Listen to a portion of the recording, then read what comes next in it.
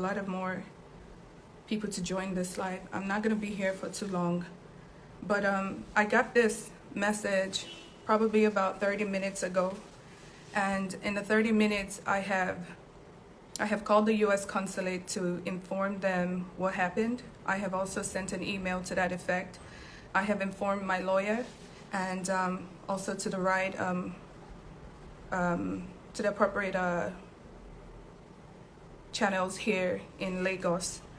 I want to play something for you all, and I just wanted to. I wanted it to make. I want to make it public and make it known that if anything happens to me, if anything at all, even if it's as little as a fly patches on my skin, please hold Koko Zaria accountable for it.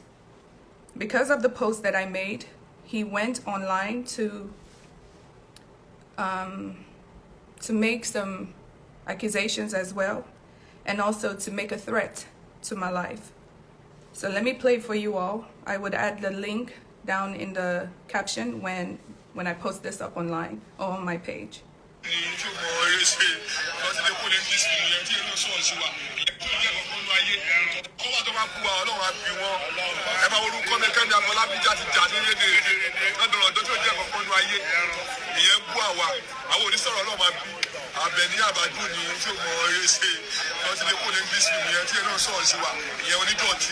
àwọn tó nífẹ̀ẹ́ aṣíwájú àwọn ló wá ṣe rálì fún Oluomo kò sí owó Oluomo fi pè wọ́n àwọn tó bá tàkó sí owó Oluomo fi pè wọ́n nífẹ̀ẹ́ Ọlọ́run lára aṣíwájú ni wọ́n wá bó Oluomo ṣe torí aṣíwájú ni wọ́n sọ̀rọ̀ pọ̀ lè fún $100,000 wọ́n lè sọ̀rọ̀ ẹ̀ tí wọ́n sọ̀rọ̀ ẹ̀ wà kọ́ lọ kú dànù Oluomo ìkọ́lẹ́ kan wá sọ ni pé ẹ̀yin méjì ẹ má pàdé mi o Adunni Ade àti wèrè tó pẹ́ ní kéka fọlábí ẹ sáà fi wá àjọmọdé station ní ìjọba bá ti mú ẹ wàá mọ̀ ebi ò ní ju gbogbo àwọn tẹ̀sán yẹn ó ti yẹ ó tiẹ̀ ti pé kí nìkan wọ́n máa kó ẹ lọ́gbọ́n àwájọ lọ station gbogbo àwọn olùkọ́ máa fi táyín lórí kíní oníbàjẹ́ gbogbo aṣíwájú máa fún mi ṣe ìlú ìdẹ̀ máa da àwọn afọwọ́sọ àpẹ aṣíwájú máa fún mi ṣe ó ti yẹ orúkọ tèmi ti padà ẹ sáà mọ̀.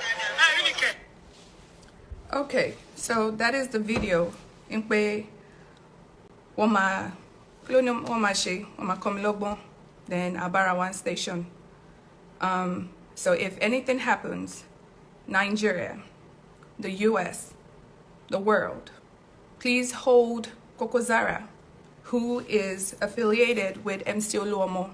And as you all heard him say, APC, Bola Ahmed Asiwaju, and Lagos State government.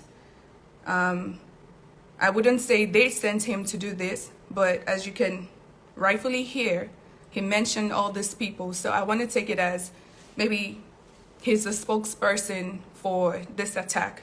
But I'm not taking this threat lightly. And I just want everyone to know, if anything happens to me, Adunni, I want you to hold Koko Zaria accountable for it. Today is March the 1st, and this is 4/13. And as I've said, I have informed the U.S. consulate, I have informed my lawyers, and also the local police authorities here in Lagos, Nigeria. God bless Nigeria. Bye-bye.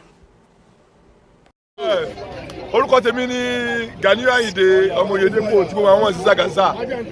Adúpẹ́ lónìí pé à ń ṣàjọyọ̀ àwọn ilé ọ̀gá Oluomo Èkó kan Àyìndé kan. Ṣé ẹ̀rí kan tó ṣẹlẹ̀ ni pé inú mi dùn ṣé gbogbo àwọn tó bú wa kọ́ máa bú wa. Àmọ́ àwọn kan wà tó bá bú wa Ọlọ́run á bí wọn. Ẹ máa orúkọ Kẹ́mi Afọlábí jáde rédèrèdè náà dọ̀rọ̀ ọ̀dọ́ tí ó jẹ́ kankan nú ayé. Ìyẹn ń bú àwa. Àwọn onísọ̀rọ̀ Ọlọ́run máa bí. Adunni Ade ni tí ó mọ eré ṣe tó ti lè kó ní English film yẹn tí ẹ náà sọ̀rọ̀ sí wa ìyẹn onídọ̀tí èèyàn àwọn tó nífẹ̀ẹ́ aṣíwájú àwọn ló wá ṣe rálì fún Oluomo kò sí owó Oluomo fi pè wọ́n gbogbo àwọn tó wá pátá kò sí owó Oluomo fi pè wọ́n nífẹ̀ẹ́ Ọlọ́run lára aṣíwájú ni wọn wá bó Oluomo ṣe torí aṣíwájú ni wọ́n wá ń sọ̀rọ̀ pé wọ́n lè fún $100,000 mọ́ yẹ kí sọ̀rọ̀ ẹ tí bá sọ̀rọ̀ ẹ wà á kọ́ lọ kú dànù Olóòrùn ìkọ́lé kan wá sọ ni pé ẹ̀yin méjì ẹ má pàdé mi o Adunni Ade àti wèrè tó pẹ́ ní Kẹ́mi Afọlábí ẹ sáà fi wá àjọmọdé station ni torí tó ti bá ti mú ẹ wàá mọ̀ ebi ò ní ju gbogbo àwọn tẹ̀sán yẹn ó ti yẹ ó ti ẹ̀ dídí pé kíní kan wọ́n máa kọ́ ẹ lọ́gbọ́n àwájọ lọ station pé pé àwọn ló fẹ́ máa fi ta yín lórí kíní oníbàjẹ́ fún gbogbo aṣíwájú máa túlù ṣe ìlú ìdẹ́ máa da àwọn afọwọ́sọ àpẹ aṣíwájú máa túlù ṣe ó ti yẹ orúkọ tèmi ò ní padà ẹ ṣáà mọ̀.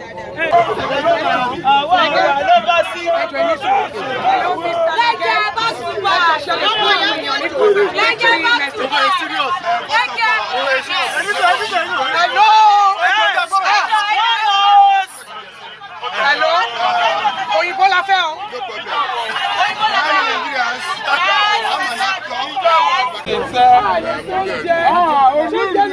bí ẹwà gọ́ọ̀nì àwọn ti dàmọ́ Tinubu nìyẹn Àbújá làwọn ń lọ.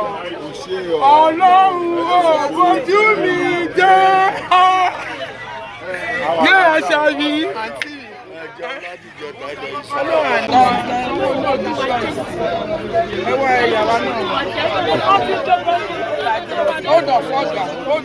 Wọ́n ní wọ́n kú wa Jésù náà sí tó sí ẹ̀. Wà ẹni fóònù tó akọ́lẹ́gbẹ̀ẹ́ yìí jọ. Ààrẹ ti wí yẹn o, ẹjọ́ tó máa ṣubú dáadáa.